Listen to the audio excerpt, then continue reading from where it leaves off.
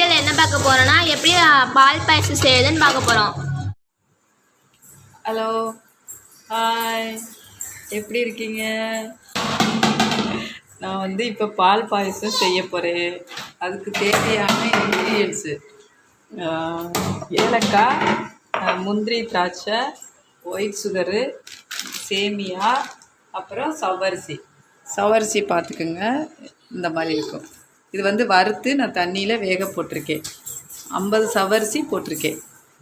Okay, இதில் வந்து இப்போ பால் பாயசம் சவ்வரிசி வெந்துருச்சு. நல்லாவே வெந்துருச்சு.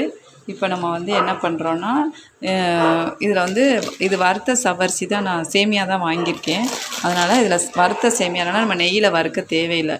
இதை அப்படியே வந்து நம்ம அந்த சேமியாவை இதில் போட்டு வேக வைக்கணும். 100 சேமியா வாங்கினேன், கொஞ்சம் 50 போட்டாலே போதும் நமக்கு. சேமியா வந்து வெந்துருச்சு. இப்போ நம்ம அதில் வந்து சுகர் ஆட் பண்ணுறோம்.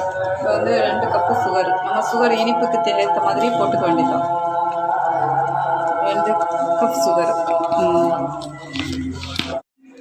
இப்போ வந்து நம்ம சுகர் போட்டு ஆட் பண்ணிட்டோம். இப்போ அடுத்து முந்திரி திராட்சை போடணும். இது நான் ஏற்கனவே முந்திரி திராட்சை வறுத்து வச்சுருக்கேன். அதை வந்து இதில் நான் ஆட் பண்ணுறேன்.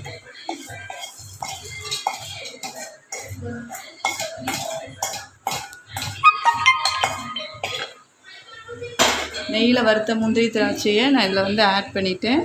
இப்போ வந்து நம்ம வந்து ஏலக்காய் பொடியும் இதில் போடுறோம். இது நான் ஏலக்காய் பொடி வந்து முணுக்கி வச்சுருக்கேன். இதையும் இதில் நான் போட்டுறேன்.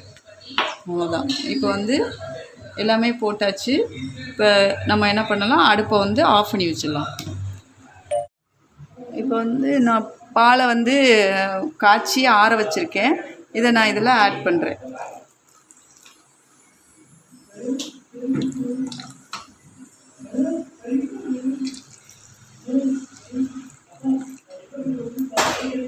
நம்ம இதை வந்து கிண்டிடணும். வந்து பால் பாயசம் வந்து காய்ச்சிய பால் ஆற வச்சுருந்ததை இதை நான் ஆட் பண்ணிவிட்டேன். இப்போ பால் பாயசம் வந்து ரெடி ஆயிடுச்சு. அவ்வளோதான் பால் பாயசம். நீ எடுத்து நம்ம குடிக்கலாம்.